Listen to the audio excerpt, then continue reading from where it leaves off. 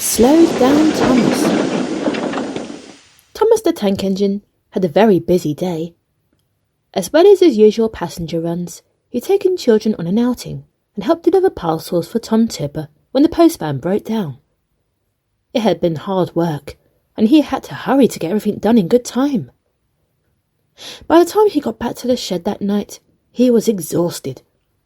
Edward could see how tired Thomas looked. "If you didn't rush around so much, you would manage much better, Thomas. Rushing around gets engines into scrapes. You'll still manage to get your work done if you slow down, and better still, you wouldn't be so exhausted at the end of the day." Thomas didn't want to listen to Edward. "Going fast is fun. I know you're trying to be kind, Edward, but you don't always know what's best." "Going fast can be fun," agreed Edward, "but sometimes it can lead to trouble." "Stuff and nonsense," said Thomas cheekily, and went to sleep instead. But next morning, Thomas still felt tired when his driver came to start work. As he set out on the branch line with Annie and Clarabel, the two coaches seemed heavier than usual. He had to puff as hard as he could when climbing over the hill before the airfield station, and by the time he rolled over the top, he was almost out of puff. "Maybe Edward was right," Thomas wheezed, and slowed down just a little bit for the rest of the journey. No one seemed to notice, and Thomas still finished his journey right on time. He was pleased. On the return journey to the junction, Thomas continued at the same pace, and he found himself enjoying his run even more.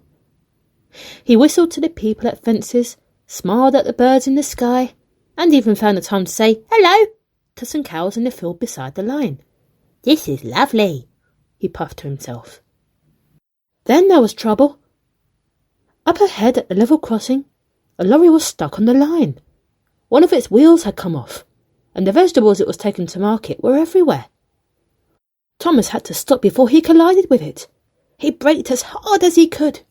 His brakes squealed as he went slower and slower, but the lorry got closer and closer. "Oh, my wheels and coupling rods!"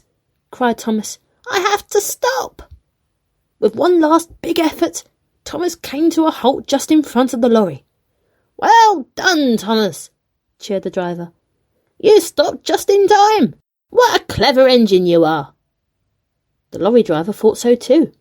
"If you hadn't stopped in time, there could have been a very nasty accident." The passengers leaned out of the windows, cheering and clapping for Thomas. He felt very proud of himself, and it was all because he'd listened to Edward. That night Thomas apologised.